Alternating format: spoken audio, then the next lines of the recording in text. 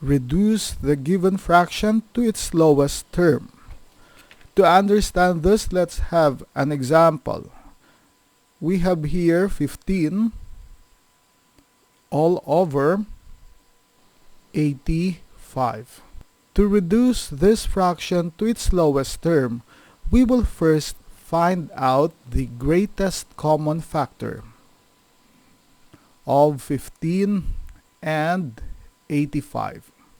To find for the greatest common factor of 15 and 85, we will list down all their factors first.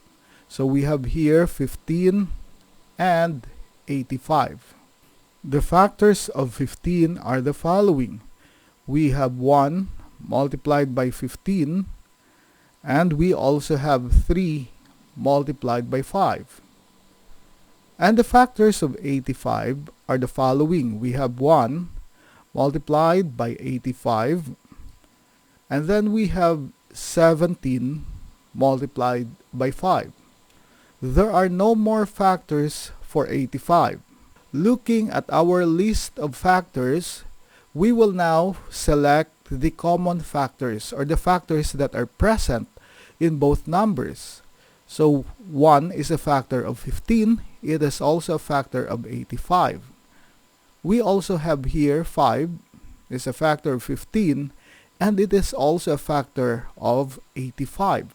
There are no more common factors between the two. And between 1 and 5, the largest or the greatest among the two is 5.